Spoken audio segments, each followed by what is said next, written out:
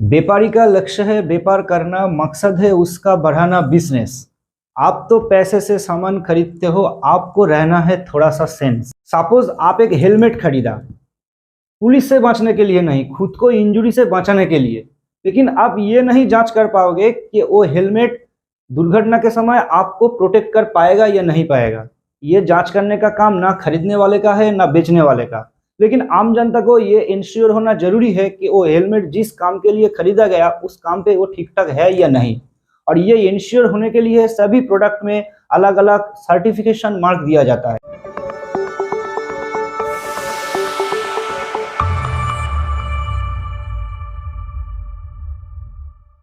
Certification mark भी एक trademark है और ट्रेडमार्क के ऊपर मैंने ऑलरेडी एक वीडियो पोस्ट कर दिया, जिसने नहीं देखा ऊपर आई बटन पे जाके एक बार चेक कर सकते हो। सर्टिफिकेशन मार्क वो सारे चिन्ह हैं जिस चिन्ह से ये इंश्योर होगा कि उस प्रोडक्ट का मैन्युफैक्चरर ने उस प्रोडक्ट के बारे में जो कुछ बोला सब सही है।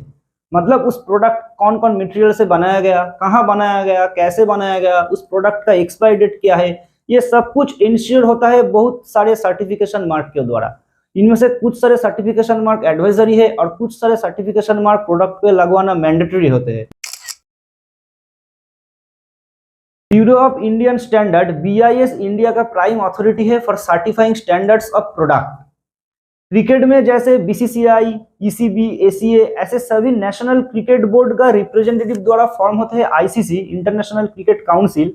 वैसे ही बीआईएस जैसा सभी देश का जो सर्टिफाइंग करने का ऑर्गेनाइजेशन है उस ऑर्गेनाइजेशन का रिप्रेजेंटेटिव द्वारा फॉर्म होते हैं ISO, international organisation for standardisation. जैसे आईसीसी का खुद का कोई क्रिकेट टीम नहीं है लेकिन पूरे वर्ल्ड पे क्रिकेट को कंट्रोल करता है आईसीसी, ऐसे ही आईएसओ का खुद का कोई मेथड नहीं है कोई प्रोडक्ट को सर्टिफाई करने के लिए। कोई देश का प्राइम स्टैंडर्डाइजेशन अथॉरिटी से सर्टिफाई होने का मतलब आईएसओ से सर्टिफाई होना। और मैन्युफैक्चरर ने प्रोडक्ट के ऊपर आईएसओ का मार्क लगवाते हैं इसलिए क्योंकि उस मैन्युफैक्चरर को उस प्रोडक्ट का बिजनेस इंटरनेशनल मार्केट में करना है और आईएसओ एक इंटरनेशनल स्टैंडर्डाइजेशन अथॉरिटी है। BIS bureau of Indian standards ये भारत सरकार की डिपार्टमेंट ऑफ कंज्यूमर अफेयर्स के अंडर में आते हैं, जो भारत का प्राइम स्टैंडर्डाइजेशन अथॉरिटी है और जिसके अंदर प्रोडक्ट के कैटेगरी के अनुसार अलग अलग स्टैंडर्ड ऑर्गेनाइजेशन फॉर्म किया जाता है। आईएसओ में भारत को रिप्रेजेंट करते हैं ये बीआईएस और इंडिया में स्टैंडर्डाइजेशन मेथड या स्टैंडर्डाइजेशन लॉ को अगर मॉडिफाई करना है तो उसको कंट्रोल करते हैं ये बीआईएस। इसका हेडक्वार्टर है मानक भवन Delhi. ISI Indian standards institution सभी इंडस्ट्रियल प्रोडक्ट को सर्टिफाई करते हैं आईएसआई। अभी देश में लगभग 1000 इंडस्ट्रियल प्रोडक्ट आईएसआई द्वारा सर्टिफाई किया जाता है, लेकिन सभी प्रोडक्ट में आईएसआई का मार्क रहना मैंडेटरी नहीं है। फिर भी नागरिक के स्वास्थ्य और सुरक्षा के लिए लगभग 425 प्रोडक्ट में आईएसआई मार्क रहना मैंडेटरी होता है, जिसमें आता है electrical appliances, medical equipment, steel products, gas cylinder, battery, helmet, package drinking water, milk powder etcetera. अभी ये पूरे 425 जहां मैंडेटरी है आईएसआई मार्क, वो सब प्रोडक्ट देखने के लिए मैंने डिस्क्रिप्शन बॉक्स में लिंक दे दिया। आईएसआई मार्क दो टाइप के होते हैं, कंपलसरी या मैंडेटरी आईएसआई मार्क और voluntary ISI mark. ISI mark में आईएसआई के ऊपर जो लिखा रहता है आईएस, उसका मतलब है इंडियन स्टैंडर्ड और उसके बाद में जो लिखा रहता है वो होता है उस कैटेगरी के प्रोडक्ट इंडियन स्टैंडर्ड इंस्टीट्यूशन में इस स्पेसिफिक नंबर से रजिस्टर्ड हुआ है। जैसे हेलमेट में 4151, बैटरी में 8144 और नीचे जो लिखा रहता है सीएमएल सेंट्रल मार्क लाइसेंस, ये 7 डिजिट का होता है। यही होता है आपके हाथ में जो प्रोडक्ट है उसका स्पेसिफिक उस प्रोडक्ट का लाइसेंस नंबर। और ये नंबर से ही आपको पता चल जाएगा कि वो हाथ में आपका जो प्रोडक्ट है वो सही में आईएसआई द्वारा सर्टिफाइड है या नहीं। देखिए कैसे पता चल जाए। देखिए अभी मैंने मेरा हेलमेट का लाइसेंस नंबर चेक कर रहा हूँ। पहले गूगल जाके मानक-online.in टाइप करना पड़ेगा, फिर उसके बाद बीआईएस का होम पेज ओपन हो जाएगा। उधर कॉन्फर्मिटी असेसमेंट में क्लिक करना होगा, फिर आ जाएगा और एक पेज जिसमें सर्च अ लाइसेंस में क्लिक करना होगा। उसके बाद स्टेटस ऑफ लाइसेंस, फिर आपका जो प्रोडक्ट है उस प्रोडक्ट का जो लाइसेंस नंबर वो डालना पड़ेगा। मैंने मेरा हेलमेट का लाइसेंस नंबर और कैप्चा डालने के बाद मिल गया मेरा हेलमेट का पूरा जानकारी। बीआईएस हॉलमार्क, अब सभी को इस सर्टिफिकेशन मार्क के बारे में पता है, सभी को पता है कहाँ ये सर्टिफिकेशन मार्क यूज किया जाता है। गोल्ड या गोल्ड के प्यूरिटी को सर्टिफाई किया जाता है बीआईएस हॉलमार्क द्वारा। साल 2000 में गोल्ड और साल 2005 में सिल्वर के लिए ये हॉलमार्क इंट्रोड्यूस किया गया था। एक बात ध्यान से सुनिए, हॉलमार्क गोल्ड का मतलब ये नहीं है कि वो गोल्ड प्योर है, वो गोल्ड अच्छा है। हॉलमार्क का मतलब ये होता है कि मैन्युफैक्चरर ने उस गोल्ड या उस ज्वेलरी के प्यूरिटी के बारे में जो बोल रहा है वो सर्टिफाइड है। मान लीजिए आप एक 20 ग्राम ज्वेलरी परचेस किया, हो सकता है उसका वो 6 कैरेट का है। 6 कैरेट का मतलब उसमें सिर्फ 20 ग्राम का ज्वेलरी में सिर्फ 5 ग्राम प्योर गोल्ड होते हैं। हम क्या करते हैं, 24 कैरेट गोल्ड के दाम पे 18 कैरेट हॉलमार्क गोल्ड खरीदते हैं और हैप्पी रहते हैं। ये बेवकूफ़ी है। हॉलमार्क सिर्फ एक सर्टिफिकेशन मार्क है। आप ये मत सोचिए कि हॉलमार्क है ऐसे कोई शोरूम पे जाके आप जो गोल्ड ले रहे हो, जो ज्वेलरी ले रहे हो, सब प्योर है। आपको वो जो शोरूम का जो सेलर है वो आपको 22 कैरेट गोल्ड के दाम पे आपको 8 कैरेट गोल्ड दे देगा। आपको कैसे पता चलेगा? आपको जांच करना पड़ेगा। यही होता है हॉलमार्क। पहले देखिए कैरेट क्या होता है। सबसे प्योर गोल्ड होता है 24 कैरेट गोल्ड। 24 कैरेट गोल्ड का मतलब मान लीजिए 10 ग्राम कोई गोल्ड के अंदर 9.99 ग्राम गोल्ड, इसका प्यूरिटी होता है 99.9%। 22 कैरेट का मतलब 10 ग्राम गोल्ड के अंदर 9.16 ग्राम गोल्ड, इसका प्यूरिटी 91.6%। 20 कैरेट मतलब 8.33 ग्राम गोल्ड 10 ग्राम गोल्ड के अंदर। देखिए कैसे जांच करते हैं हॉलमार्क ज्वेलरी को। सभी हॉलमार्क ज्वेलरी में कहीं ना कहीं ये 5 निशान आपको जरूर दिख जाएगा। पहले आते हैं बीआईएस का लोगो, फिर आते हैं गोल्ड का प्यूरिटी का निशान, और सभी गड़बड़ इधर होते हैं। कहीं मैन्युफैक्चरर ने इधर 20K 22K ऐसे लिखते हैं, कहीं मैन्युफैक्चरर ने इधर 916 833 ऐसे लिखते हैं। इसलिए आपको पता होना चाहिए कि 833 का मतलब 20 कैरेट, 916 का मतलब 22 कैरेट।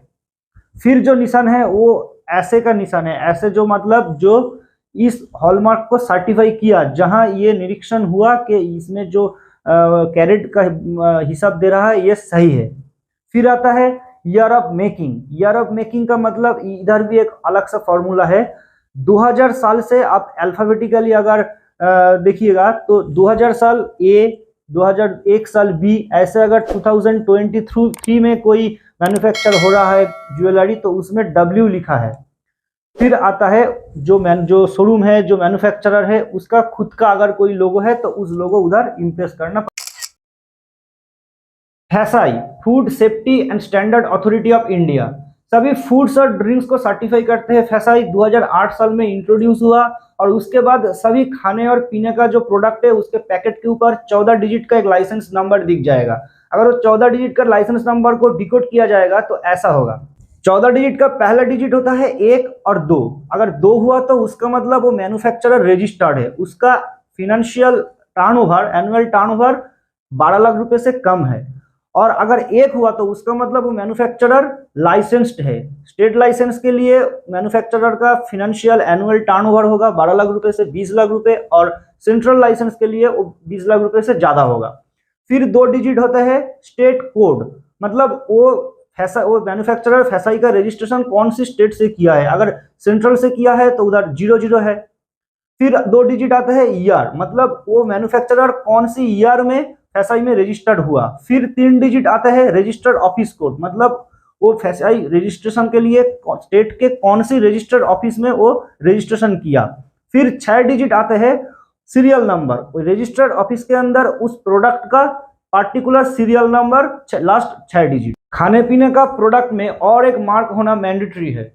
अगर कोई खाने या पीने के प्रोडक्ट वेज हो तो उसके ऊपर ग्रीन डॉट, अगर वो नॉन वेज हो तो उसके ऊपर ब्राउन डॉट।